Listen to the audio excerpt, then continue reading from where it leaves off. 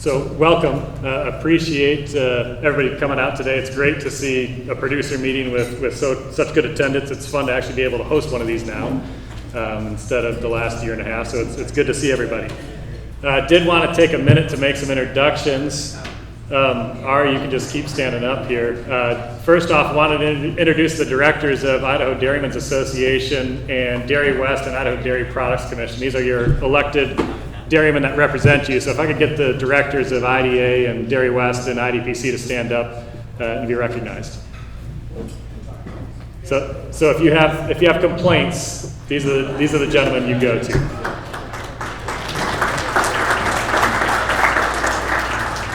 We also have a number of staff here from our Idaho Dairymen's Association staff as well as Dairy West. If I could get those individuals, well, most are standing in the back of the room there, but yeah, I think that's the extent of most of them. We got Alyssa over here. And then also want to introduce Marissa Watson. Marissa, where did you? So Marissa Watson is a new VP of Sustainability with Dairy West. So I'll be talking a little bit here this afternoon, a little bit later on one of the roles that she's playing. But do introduce yourself to Marissa if you're a dairyman. Excited to have her on staff as Dairy West, and she'll be working closely with the IDA staff as well on sustainability issues. We also have a number of staff here from the Innovation Center. I guess maybe not a number, but two. Karen and Michelle, if we can get you two to stand up. And so these are two individuals that we work with on a very regular basis with Innovation Center, which is partially funded through DMI. So they work on our national checkoff staff, and two individuals that we work quite a bit with as well. And then lastly, we have a gentleman here with Farm Journal, Ethan White. And again, he's connected to what I'll talk about in a little bit with Marissa a little later on this afternoon. So the intent of today is to be an educational opportunity for our dairymen. We are going to give our dairymen preference when we get to Q&A sections. We will ask everybody to use a mic before they ask their questions. We're recording this, and we want the audio to get picked up, but that also gives us the ability to give our dairymen preferential treatment. So if you wait for the mic, when we do get to Q&A, we're going to give our dairymen preference on those questions because we do want them to get their questions answered first. That being said, if you ever want to know, and you're working in the dairy industry and ever want to know how much interest there is around methane digesters, just host a meeting, only invite 3 digester companies to be on a panel, and then only send the invite out to dairymen and see how many digester companies figure out and sniff out that you're hosting a meeting, because it's honestly been pretty impressive. The word of mouth and the network within our industry. We've got a number of digester companies in addition to the ones that are on the panel today. So yeah, we found it somewhat entertaining, the number of digester companies that we're able to sniff out. We're hosting this meeting today. Lastly, before I turn it over to our first speaker, we do have a slight agenda change. We've moved the panel discussion to last on the agenda. One of our speakers is having some travel issues getting here from California. So we've flip-flopped. David Claiborne will go before the panel discussion now, just to try and give him a little bit more time to get into town here. So with that, I'm going to turn it over to Mark Storman and Jamie, or are we going with Jamie? Oh, Jamie's first. Jamie van der Molen with Newtrient. I will turn it over to her to provide a couple opening thoughts on Newtrient, maybe an introduction to Newtrient, and then she'll hand it off to Mark Storman. I do not. I will find it for you. All right. Well, you find the clicker. I'll go ahead and get started. Thank you so much for having us today. Big thank you to Rick for pulling this together. As you know, this is a very important topic and something that Newtrient has been focused on now for the last,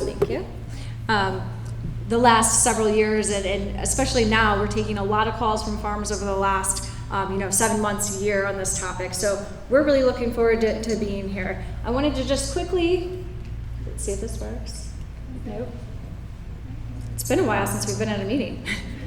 See if we can get the clicker working. Thank you. All right. So like he said, my name is Jamie van der Molen. I'm here with Mark Storman, who you will hear from. He's going to talk a little bit about what does today's market look like. He will go through some of the basics of digesters, the types of digesters, how they function, the inputs and the yields, and then what does the future of the RNG space look like. And then also Chris Coatman, who's in the very back. He can wave. He is the general manager of Newtrient. He will spend some time with the 3 vendors on stage walking through some of the questions that you may have. We want it to be a really open discussion though.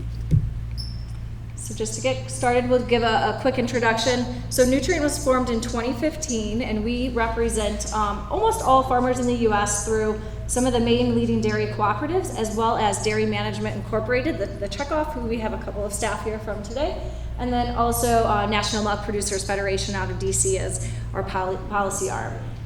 And we were really formed at that time as an organization who was looking at what are the kind of environmental challenges that a farm has today, and how can we turn those into new opportunities. So it started with looking at all of the potential technology options that are available to farms today, really focused on manure management technologies. And Mark Storman, who you will hear from in just a little bit, has evaluated, I think, nearly 300 different technologies that are on the market today to kind of manage and process manure. And through that process, we realized, like many of you in this room do, that there's a large economic gap that prevents many farms from actually moving forward to adopt those technologies. So then we started looking at what are the other priorities to help close that economic gap. And one of them is energy use and generation, which we're here to talk about today. Secondly, nutrient use through innovative technologies. So looking at what are the products that come off of the back of the technology, and how can we more efficiently use those both on the farm, but then also put them into kind of a storable, transportable form so they could be sold into markets eventually. And then third, ecosystem services markets. So we look at kind of what are all of the things happening on a farm today that provide environmental benefits that could potentially be kind of packaged and sold into a market, whether that's a water quality market or a carbon market. So we're working in the space to help make some of these markets more approachable and accessible for farms today. All of these with hopes that this will help kind of close that economic gap that presents or that exists today that prevents many farms from adoption. Just quickly again, what we'll cover today. So again, Mark will talk about the types of technologies, the inputs, the yields, and the functions. We'll give a brief history of RNG markets, and then talk about how RNG is priced. He'll talk about the carbon index score. It's a very complicated score, and I'm sure you'll have more questions on beyond today, but we're happy to help with that. Does the current market have staying power? So what does the future of the market look like? Price expectations, and then we'll talk a little bit about electricity production and how it could compete with RNG rates. And then again, Chris Coatman will lead us through a Q&A session with the vendors. Lastly, before I turn it over to Mark Storman, I wanted to let you know beyond today, if you have questions for us, we are here to help farms kind of work through some of the questions that you might have. So if you're in the beginning stages of just kind of considering RNG, we can talk to you about how to evaluate the different kind of vendors and options that are out there for your farm, or just questions to help prepare you for how to have that first conversation with a technology vendor. If you've kind of gone through the selection process and chosen a vendor, we can kind of, again, help you kind of evaluate how would this work for your farm, what's the best situation and decisions to make for your specific farm. And if you're kind of in the final process of potentially kind of contracts, reach out if you have questions around due diligence. So our staff can kind of help you work through that, and we'll take your call. Happy to talk to you about that. Again, even if you get back to your farm tomorrow and you didn't think of the question today, please reach out. We will provide our contact information on the last slide of the presentation. And one more thing, I'm also going to pass around this pad of paper. I'll start the table up here. If you'd like to provide your email address, we often host different webinars or events. We can share information with you on RNG, but beyond that, we also talk about solar and different technology and opportunities and solutions for a farm. So if you'd like to get information from us, please sign up and provide your email, and we'll be sure to reach out. And with that, I will turn it over to Mark Storman. Thank you, Jamie. First of all, I'd like this to be as interactive as we can make it. I know they would like you to use the microphones to ask questions, but I don't want you to feel like you have to sit. I mean, if I'm explaining something and it's not clear, let us get you a microphone, ask the question. Let's make this as much of a round table as we can with a group this size. So I just want to share my background. I grew up in central Minnesota working on my uncle's dairy farm. I worked in a cheese processing plant to go through college. I worked for Michigan Milk Producers in a butter powder plant. I then went to a cheddar cheese plant. Then I went to a cream cheese plant. Then I worked for a little while in popcorn. And then I actually was a project manager for Select Milk and Fair Oaks Dairy Farms, where I was part of building that dairy adventure, and also several anaerobic digesters, including the one that started putting the CNG, compressed natural gas, into the truck fleet. So that's the background that I'm coming from, and I really want to see these opportunities for dairy farmers expand as much as they can. You know, when dairies first started to put in digesters, we were looking at electrical systems, and those systems worked pretty nice because the heat was there with the energy production. But all of a sudden, wind and solar came in and started to drive down the price of the price of the electricity and the renewable electricity. And I know dairy farmers are really good at like making something at a loss and then making up for it with volume, but it just really doesn't work that well when you're getting 3 cents for electricity and it costs you 5 cents to run the engine. So, you know, that's really hurt the electrical side of anaerobic digesters. And for that reason, a lot of digesters have stopped operating. And unfortunately, that's gotten the word out there that digesters don't work. It's not that the digesters don't work, it's that you have to have a market to pay for a system like this. And without markets, it's like, you know, giving somebody who's unemployed and doesn't have a chance of getting a job a brand new car. If they can't afford the insurance and they can't afford the gas and they can't put tires on it, it's really not that good. And our government tends to like to just hand out grants and lower the cost, but not create markets. So our hope and what we're seeing now in the RNG space is that there's markets being created. So we're going to talk a little bit about those markets. So first of all, what are dairy digesters? They are a solution. They are not the only solution. They're not always the best solution. And they do provide revenue streams that make it economically viable for some farms, but it's purely a carbon play. So somebody who says they're going to come and bring a digester in and take care of your phosphorus problem or help you reduce your nitrogen problem, it's not going to happen. The phosphorus and the nitrogen is all there. You might convert a little organic nitrogen into ammonia.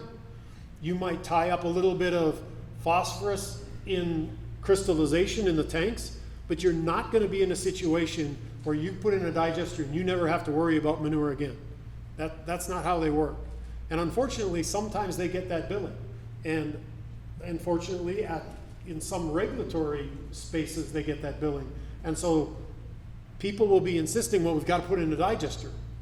You know, if we can just get everybody to put in a digester, it'll solve the water quality problems. Not if your water quality problem isn't related to greenhouse gases. Because all a digester is going to do, it's an extension of your herd stomach. It's one big rumen. And it takes the undigested food and continues to digest it, and it gives you an opportunity to harvest that digestate for fertilizer, and to harvest the gas that is released for renewable fuel. So there's a couple of different inputs you can have for digesters. Manure only gives you certain advantages, very stable. You don't have to worry about upset. You don't really have to worry too much about foaming. You're getting the highest price right now for manure under some of the programs. So manure digesters are a real advantage.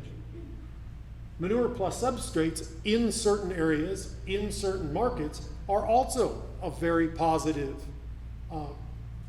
development, and can include higher gas production, because if you're adding something that hasn't been digested by an animal, you're going to get more gas production. It can include tipping fees. Out on the East Coast, we're seeing a lot of organic recycling bans where you can't put organics into a landfill. They want those organics to be kept out of the landfill, and a digester is a perfect solution for that. You don't have the odors that come with composting it, and you get that renewable energy production. But they sometimes, depending on what market you're going into and what you're adding, can reduce the revenues to the digester project. Well, now I'm going to try to get really fancy and see. There's where manure is on the amount of energy that it can put out. Very, very low, because the cow got what's easy to get first. but it still has a lot of bacteria in it, it has a lot of micronutrients in it, and it has a lot of buffering capacity.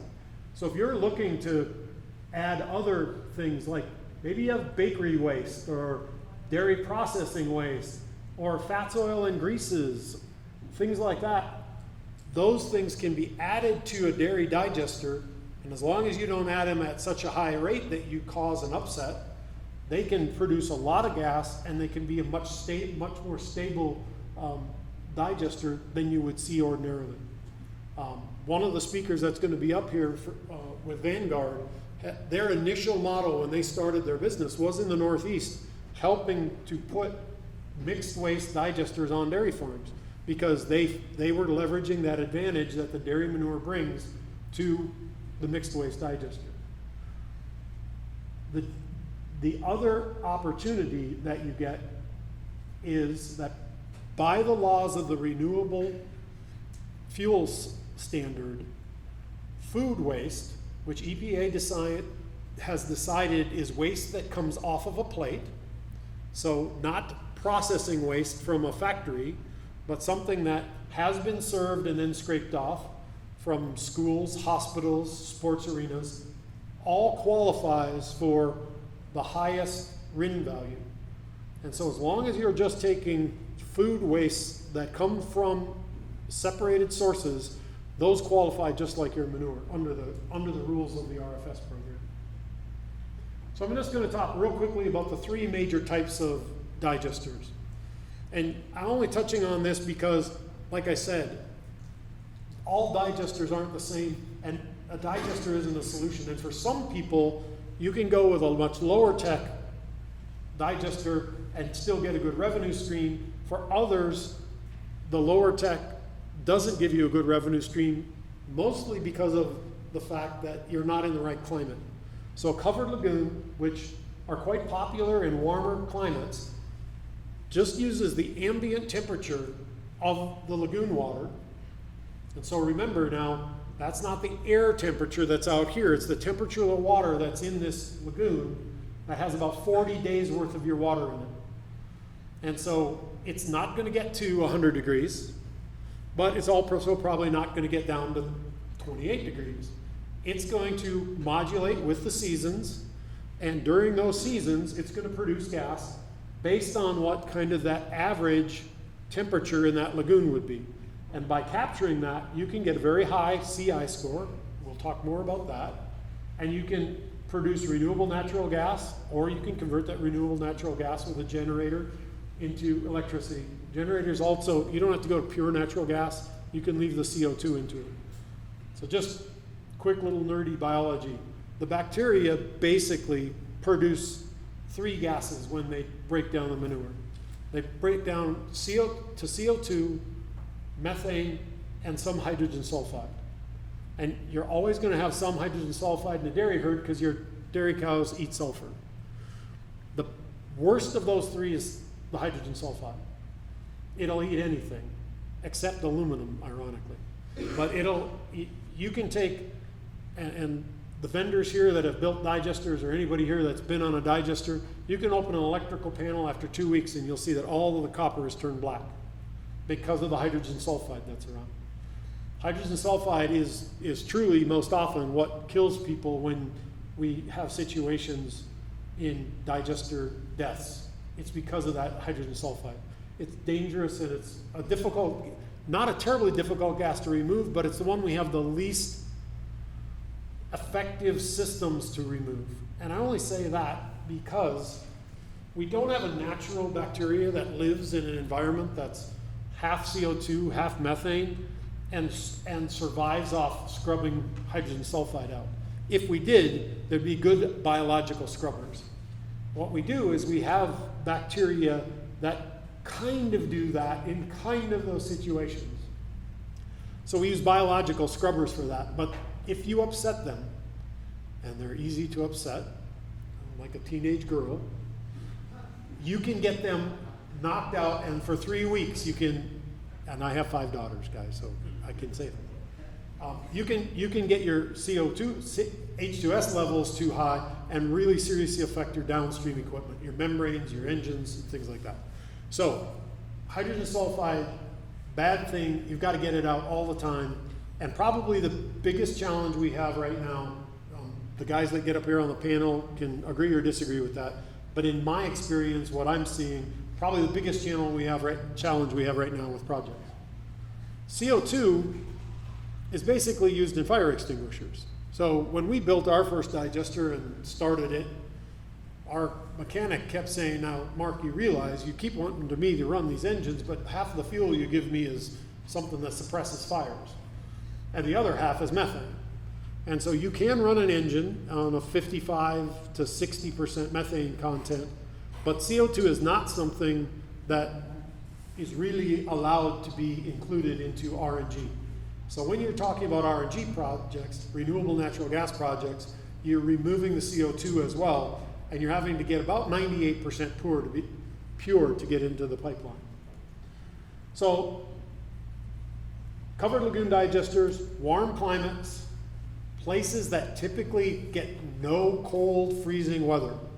Good in Florida, reasonably good in California, but for example, in the Merced area of California, this type of digester compared to a heated digester to 105 degrees will produce about half the amount of gas on an annual basis. So it'll fluctuate during the course of the year, depending on what the temperature is in that lagoon, but it will produce less.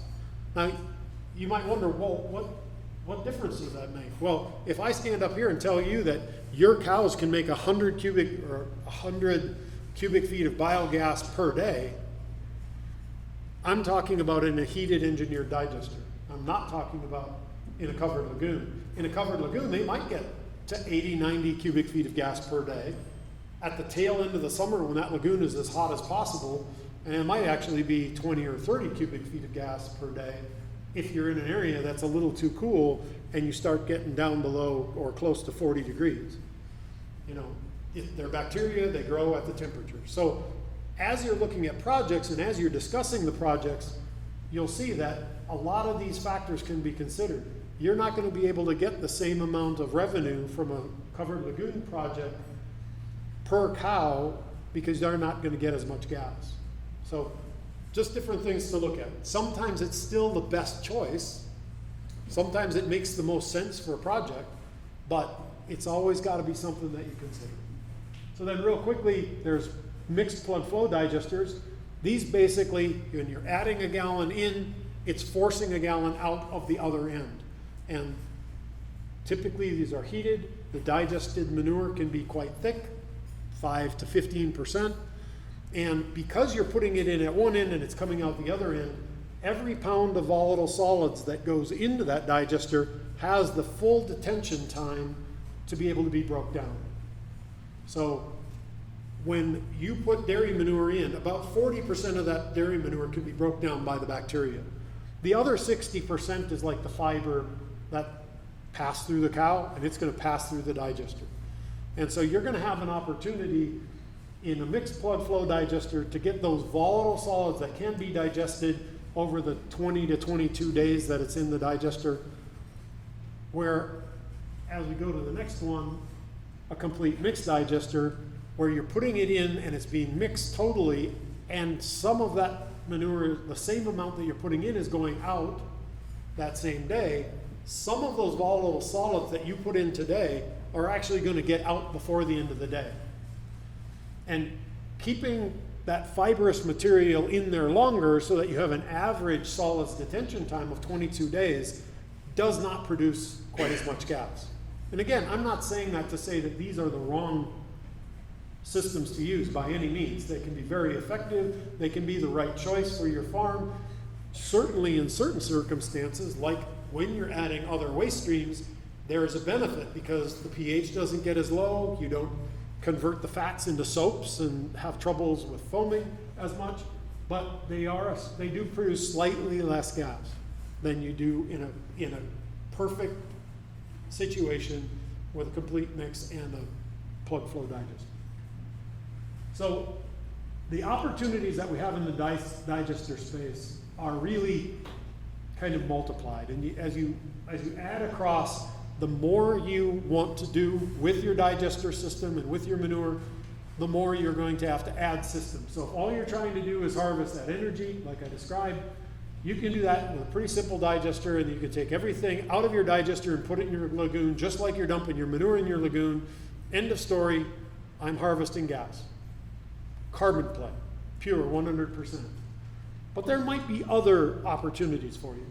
So once you've taken that gas and you've actually stabilized it, and you've gotten rid of the volatile fatty acids, and you've gotten rid of the smells, and you've got it heated up to whatever temperature it is, and it's stabilized, so it's not changing as much. Even in a covered lagoon digester, it's going to be much more stable coming out.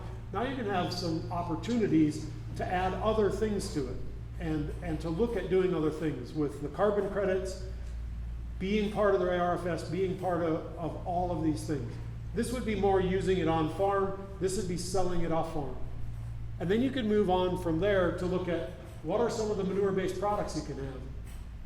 Compost, bedding material. Some people are actually not shutting down their digesters, even though they're not making a lot of money on their engines, because they're still making a little bit of money on the electricity they make. It's cheaper than buying it from the grid, and they're making their bedding. And if they had to go to some other source of bedding, it would actually cost them more than just running their digester.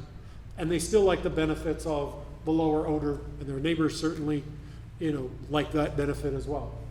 And then finally you have, some other fees out there, substrates for landfill avoidance, things like that.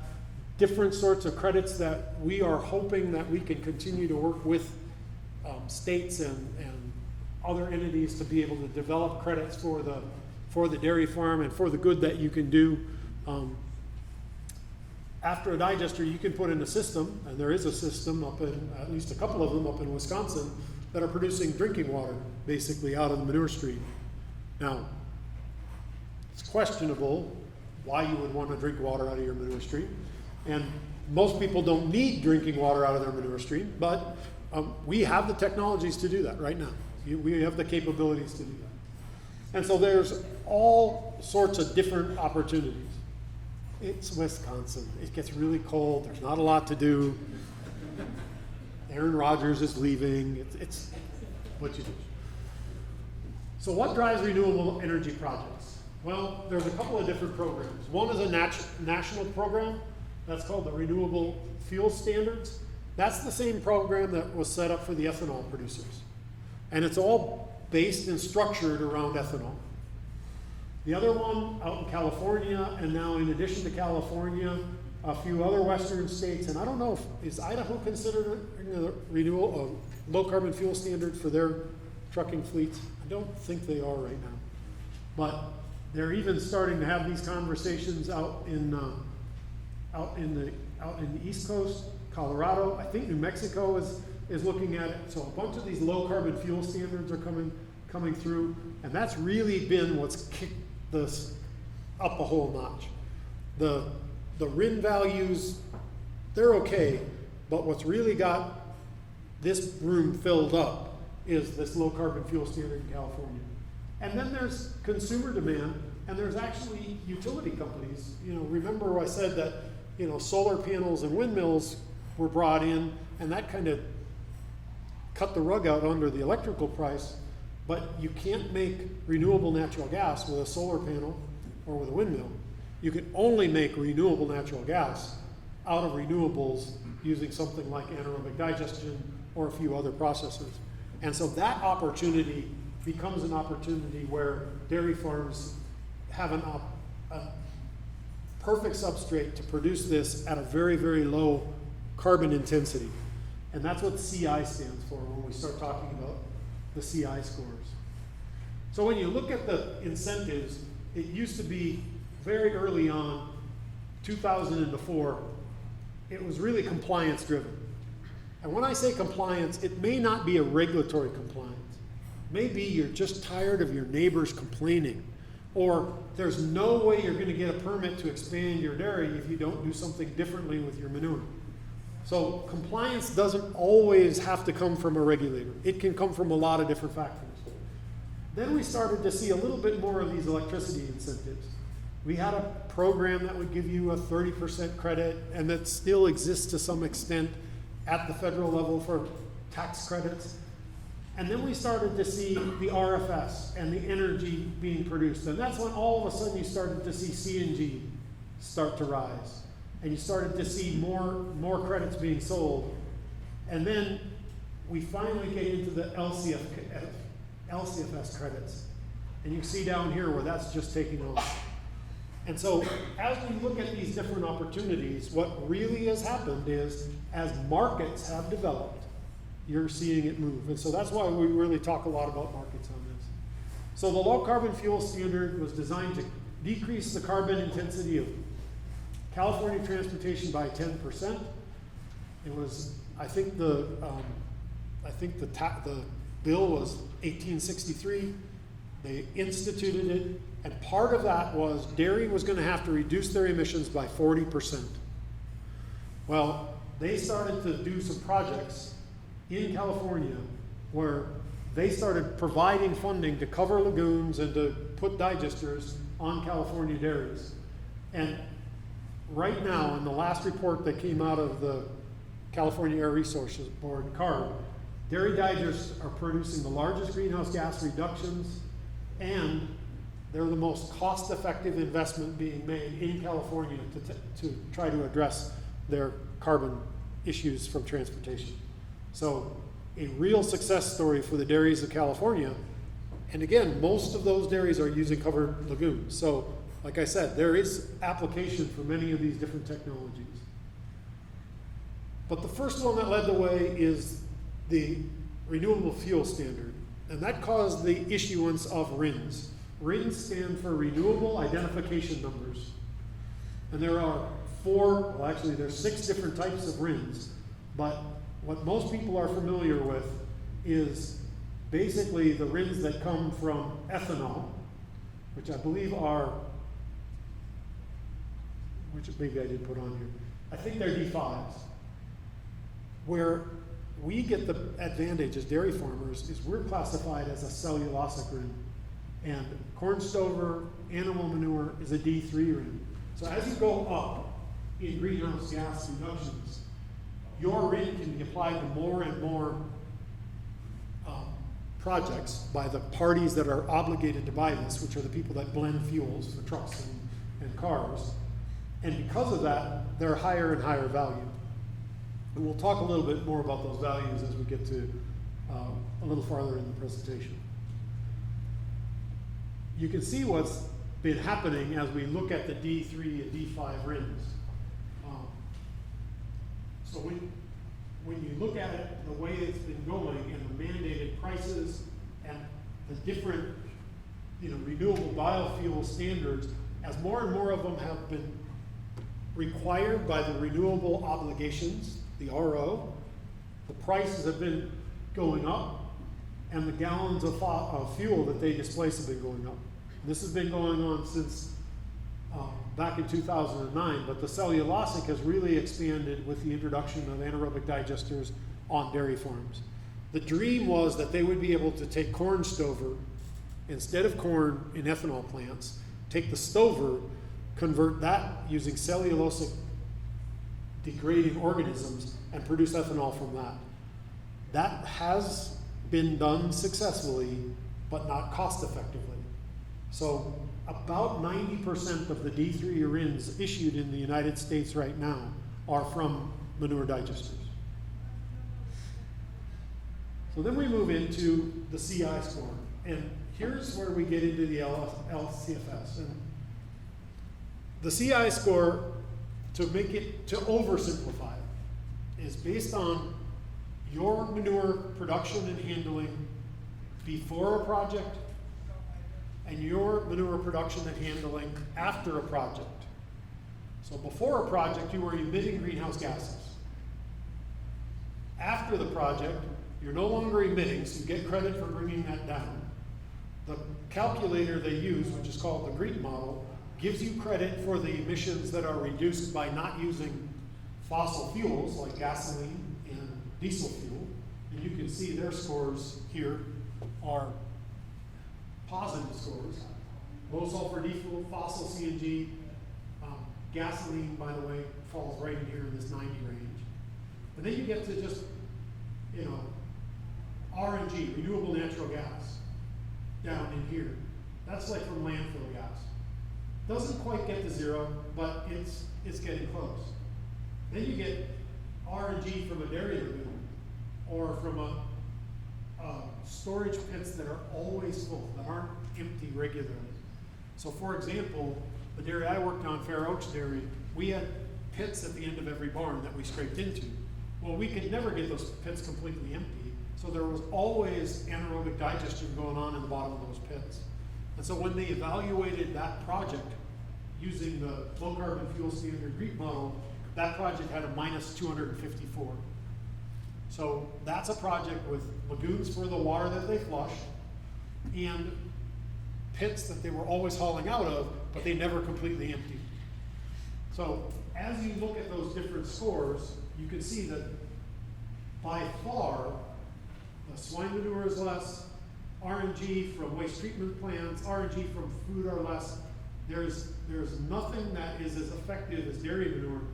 And quite honestly, we've seen some scores way down here for electricity from dairy manure on the electricity projects out in California, because the electricity is so much more efficient, and because you're not using, in an RNG project, if you're heating the digestate, or if you're heating the digester to produce more gas, you're using typically a fossil fuel to do that. And again, because you're using that, that counts against your project on the discharge side. So anytime you're transporting, moving anything, it's all pluses and minuses to your CI score. And so a covered lagoon generating electricity and selling it into the transportation market in California, I've seen some scores as low as minus 700 in a CI score. So this is literally where you're at on the, you know, here's you've got some 600s, there's actually one out here at 700. These are all dairy projects. They're almost all dairy projects. And then you can see the volumes and what's created by the other projects that are out there. Just to show you just some of the different types of projects that you can have. So now I'm going to show you this real quickly to give you a comparison of the way the credits stack. And then I'm actually going to take you to last Friday's numbers and show you in a spreadsheet how we do the calculations and how they layer up. But just real quickly here, if you have a minus 250 CI score, you first get paid for your gas. And at the time this slide was made, that gas was worth $2.44 for a million BTUs. Then you get the value of the D3 RINs from the manure. And at that time, that was $1.61. And then you get the LCFS credit. That was $203 when this slide was made. For the same production, basically, but something made with manure and, let's just say, fats, oil, and greases from local restaurants. Never was on a plate, so it's not food waste. It's just fats, oil, and greases. Produces a lot of gas, but doesn't necessarily produce a high CI score. For that, because of that, you still have the same price for the credit, but you receive less credits. You still have the same number of RINs, but you receive a different price for the RINs, and you still get the same gas return. Again, that's not always the case, but that's always going to fall directly that way. But I wanted to show you that before I switched over, so you can just remember that stack as we look a little bit at the actual calculations. I just need 1 second to be able to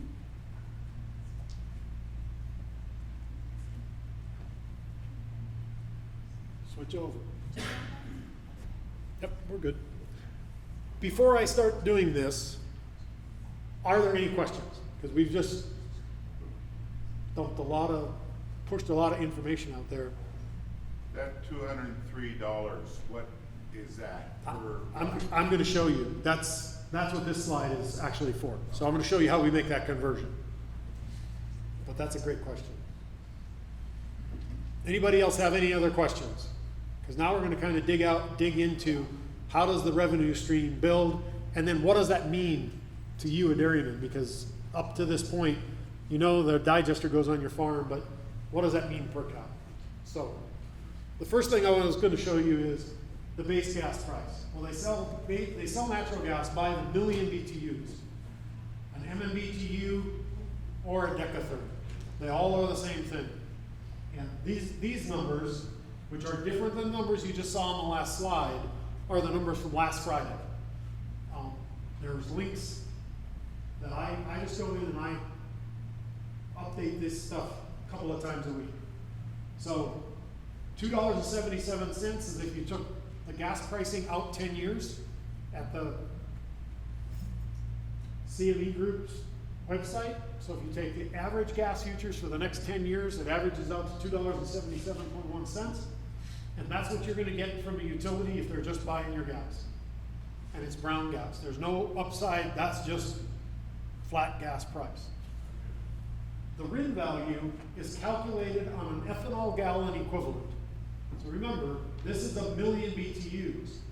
Each RIN is worth 77,000 BTUs. That's the equivalent of 1 gallon of ethanol.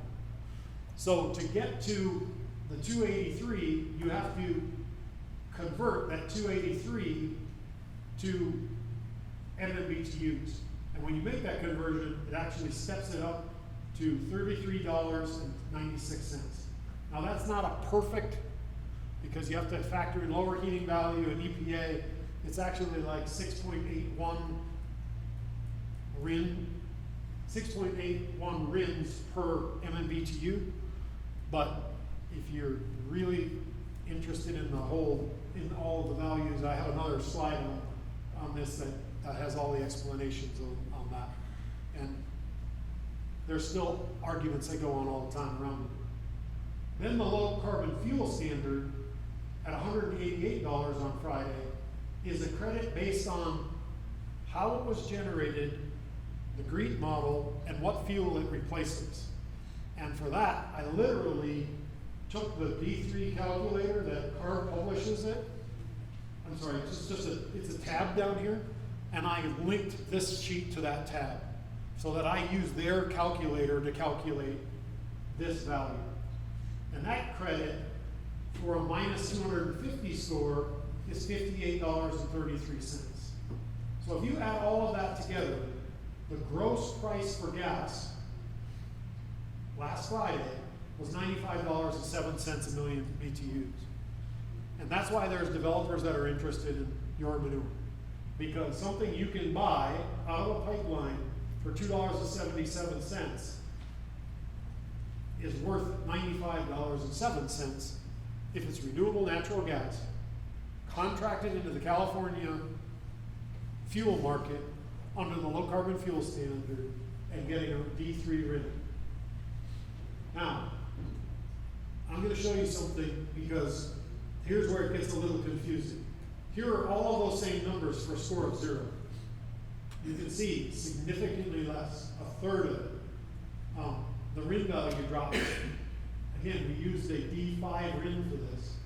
If you had a D3 RIN but a 0 CI score, this would be $36 and then you'd add the 14 to it. But if I change this, so let's say you empty your lagoon once a year and your score is only 150. That's the difference it makes. You went from, so we dropped it from 250 to 150, and the price dropped down from $94 to $77. So it's dramatic, but it's not necessarily always going to be the thing that completely drives it. You know, you could 250. What I probably should have done was gone down to 125.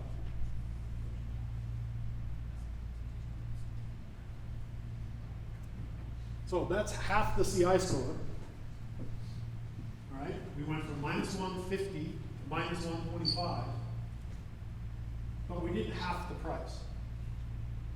And so that's going to be important to remember as you're having conversations with developers and you're talking about how you're going to tie pricing and if you're going to share in profits.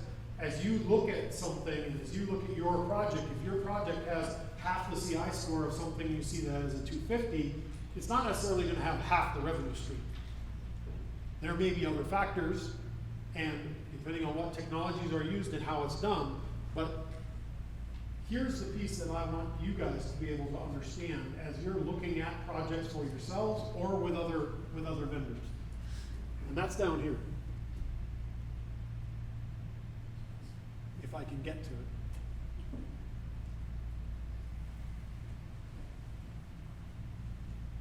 So what does that mean? That means if I take one cow and we use a heated, complete mixed digester, and she produces 105 cubic feet of gas per cow per day, which is a reasonably conservative number, and that's 55% methane.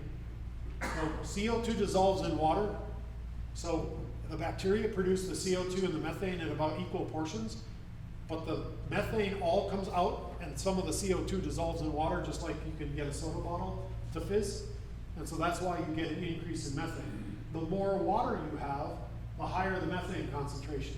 So off of a covered lagoon, you can see methane concentrations as high as 70%, but there's hundreds of gallons per cow per day of water involved in that. So these are all factors that tie in and that you have to consider that. But that basically comes down to, 0.06 of an MMBTU per day or 21 MMBTUs per year. And using the numbers that we just did, that means that the value of her manure is about $1,542 per year, using Friday's numbers. And I used about $30 an MMBTU for the cost for a company to effectively run an anaerobic digester and convert it to renewable natural gas. And that's a WAG, okay? Different projects are gonna have different interconnect fees, they're gonna use different technologies, they're gonna have different labor rates, they're gonna be transporting things differently. So you can't say, well, I heard a guy say it's always $30. It's not. But it's a number that's in the ballpark. So it's gonna cost $632 to make this into RNG. So they're getting about $909. With this $909, what we were looking at, or what I was looking at, is what if you got $125, I believe is the number. What if you got $105 per cow per year? And if you got $105, that would give you about 11% of the return. So that's the calculations that the developers are doing. When they're looking at the numbers, so if they're putting in a covered lagoon and they're getting less gas, then that number, that 105 will go down.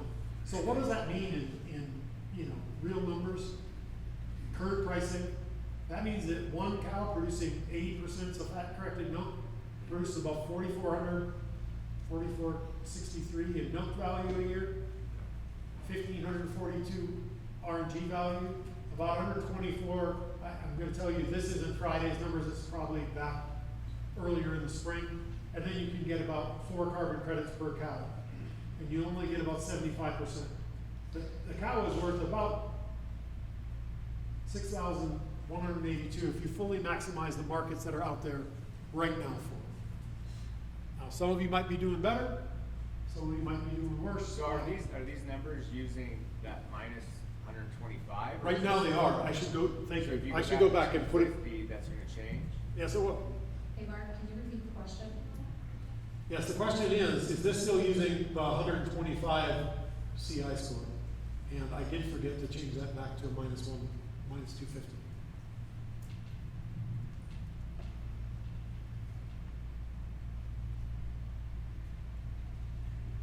So, same cow, same number of MMBTUs, now it's worth $2,000. Remember, in this model, we were saying it was worth $105.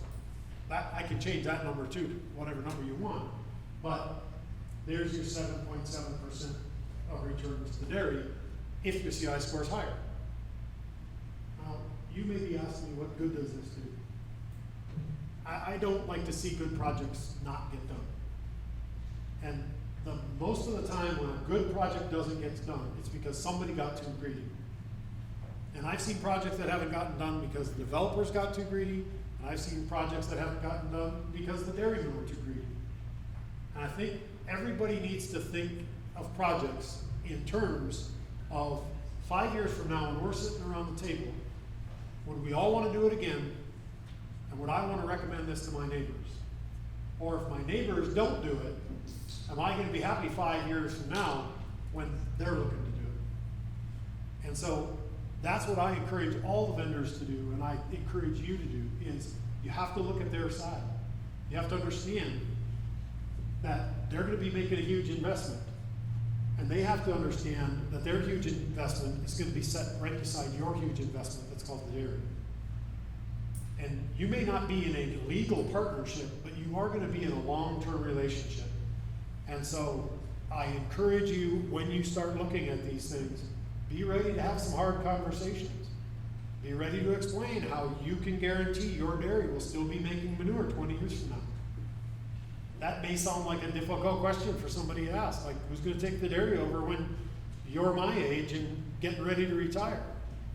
And you might go, that's none of your business. But if they're going to spend that kind of money, almost equal to what you spend on your dairy, then they probably need to be able to ask that question, and you shouldn't be offended by it.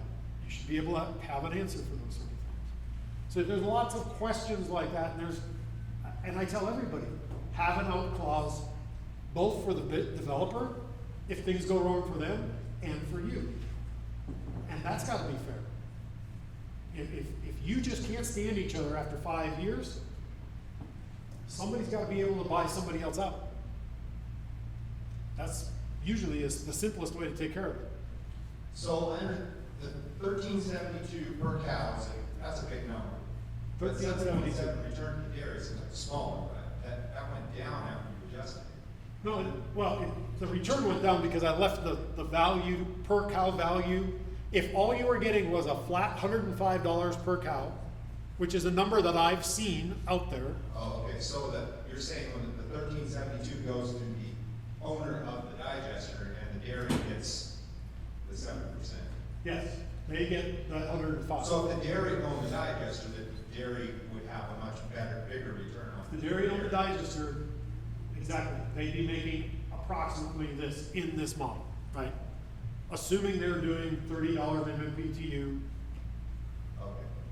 Now- So the digester company offered you a percentage of the gross. That return to dairy, obviously that number should go up when you change it. Yes, and another thing that and I've had these conversations with a lot of different people. Another thing that I've seen is digester companies that'll give you that flat price initially so that you have some revenue.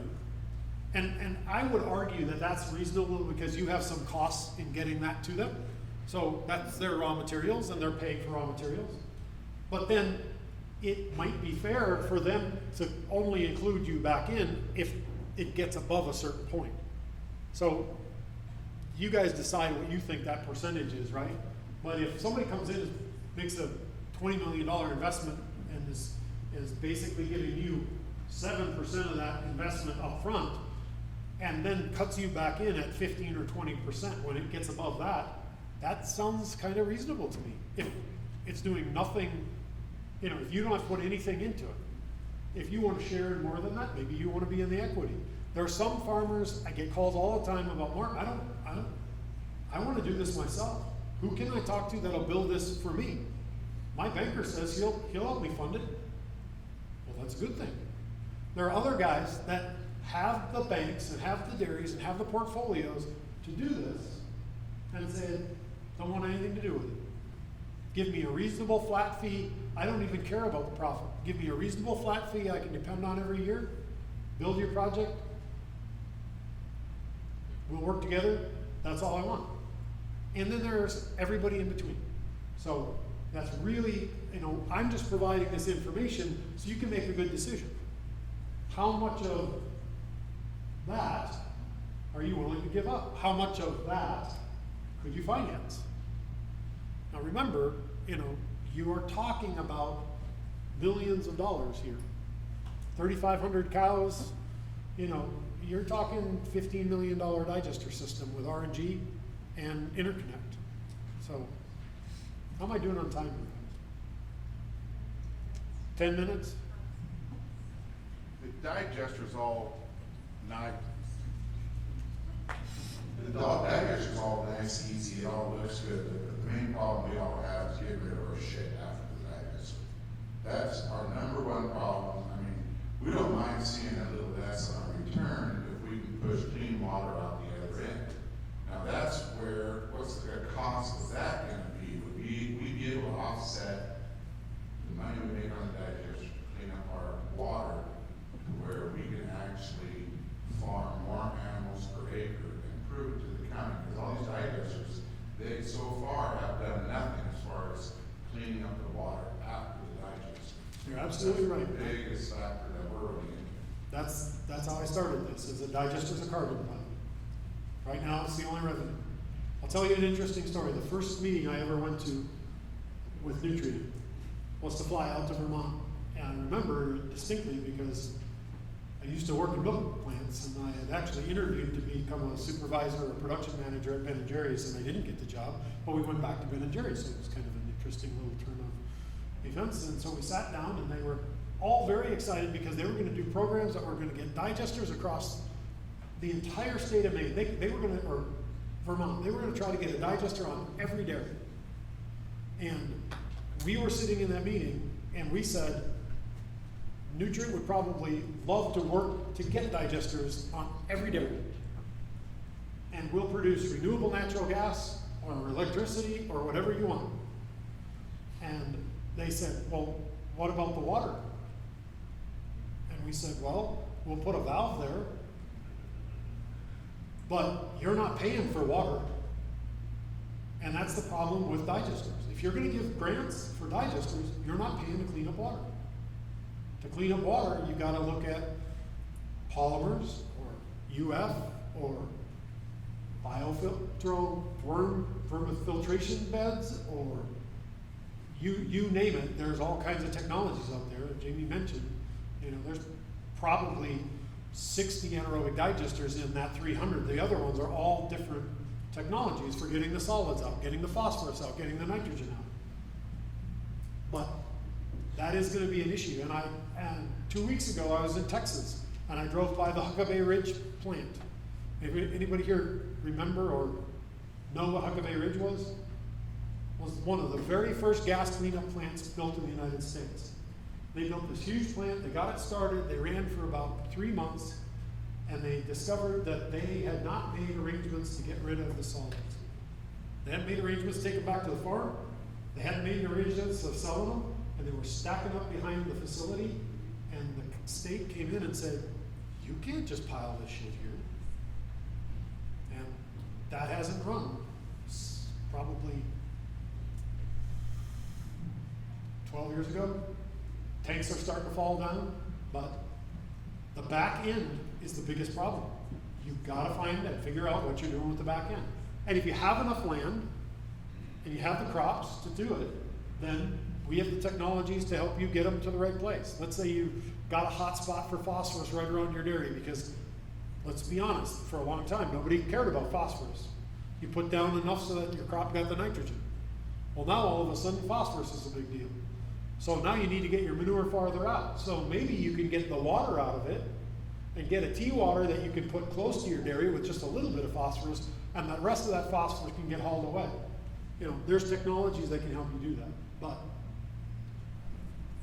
that is a very, very valid point. So let's see if we can, let's see if I can even find the presentation we were on.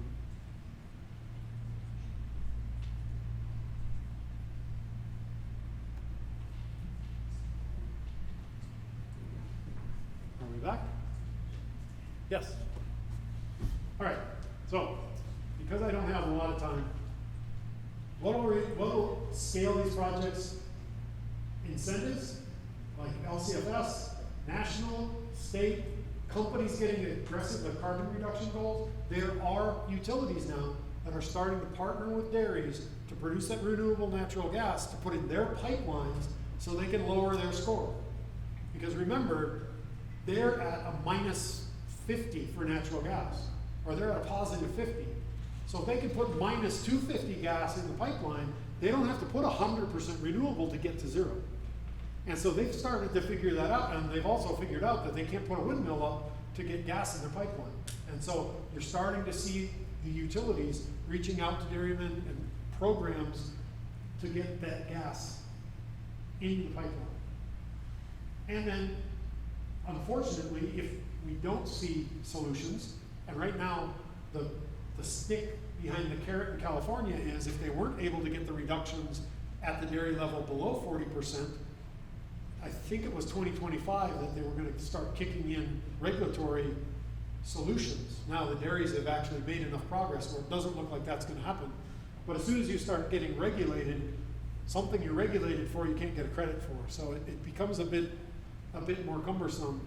It's a lot nicer to have these voluntary markets. But success comes down to long-term markets, having markets to sell these renewables or to sell the products that we can take out that are related to the nutrients. There's a lot of question about whether or not this stuff is going to keep going, but we do have a collaborative going all the way up the coast where everybody is starting to put these programs in, and there are others. I'm not exactly sure where the electrical zone goes, but if you are in the right states, you can produce electricity and sell it into the California market. But I'm not sure if it gets over to Idaho or not. So there's limitations by kind of the grid area that supplies the different parts of the states. So you could potentially get some of those really low carbon fuel standard, really low CI score projects, but I'm not sure if you can get them here in Idaho or if you have to be like, I know you can like right over here in Nevada. That doesn't do you guys any good. And then what if we could get the RFS to pay for electrical? And so this is something that Newtrient is also working on. We're trying to get to a point where we can get electrical vehicles covered using those RIN credits. And the calculations we've done, you saw the RINs were like $2.88 right now. We've done a calculation with more of an average of about $1.57. And if we can get the program initiated, and if we can get about 70% of that revenue to the guys that generate the renewable electricity, we should be able to get about 20 cents per kilowatt hour to dairy farms as small as 500 cows for putting in digesters and generating electricity. So again, an opportunity for those smaller farms to be able to be involved in this revenue stream from renewables that would come through the program. This program has been approved, and there's 40 applications laying on EPA's desk. They haven't been able to figure out how to do it, and Newtrient is working on a proposal that we could potentially do a pilot with them to see if we could kickstart this program and get that revenue stream coming to dairy. Right now, the energy mix that we're using is 63% fossil fuel. So those people that are all proud about driving their Teslas are still burning fossil fuels to drive them. They're more efficient, but until we get more renewable fuels to drive them, it's not the opportunity that it could be. Biomass is almost totally unrepresented here, and it could have a lot more. So 2007, Congress passed the law. 2014, EPA made the rule to allow it, and until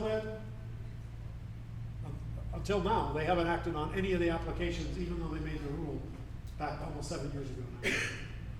So we're currently involved. Newtrient is part of an organization called the American Biogas Council, it and other biogas and renewable energy producing companies have sued EPA, which doesn't bother EPA at all because they are the largest law firm in the world. So no approved projects right now. That's something we're still working on behalf of the dairy farmers. So there's a webinar available. If you go to Newtrient.com, spelled just like this, Newtrient.com, and you scroll down, there is a half-hour webinar that we did in March on how to talk to a developer. We covered a lot of the same things that we just covered, We also talked to a dairyman that recently did a project in Florida and kind of what was his logic and how he looked at things and stuff like that. You may find some interesting information there and certainly have an opportunity to do that. And here are our contact information. Rick, this program will be available for people at some point, right? Yes. So, he said yes. So you'll be able to get it through the Idaho Dairyman Association, and then you'll be able to get with Jamie, Chris, and I, if you have any questions for us, we can see if we can get you answers.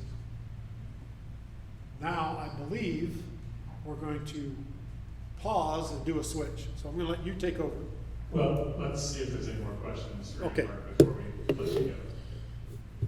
And I'll be around through the evening, so don't be afraid if you're not somebody who likes to speak in public and get up and ask questions on a microphone. Just catch me later, and I'll certainly be happy to talk to you, or shoot me an email, or call me. This is what Newtrient is here for.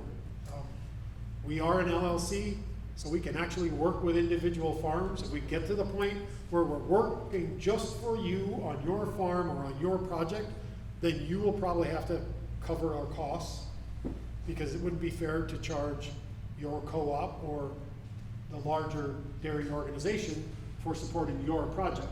But initial calls and initial conversations and opportunities that we have to gather information on what's going on out there, we're always happy to take. So feel free to call. So from your perspective, They're recording this. so from your perspective, do you think taking, for example, that minus 250 carbon credit, or whatever that number was, and then just showing that return there, $1,300 or whatever, do you foresee that from your perspective staying where it's at, or is the market going to get flooded, or is this thing going to keep going up? So the guys that are the best at this, in my opinion, at looking at these markets and monitoring, are the guys that I get all those numbers from, eco-engineers.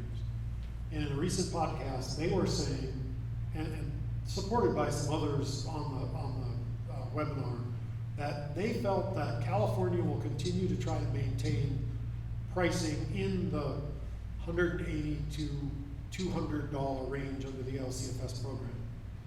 We know what happened with the small refinery exemptions to the RINs. The bottom fell out of it.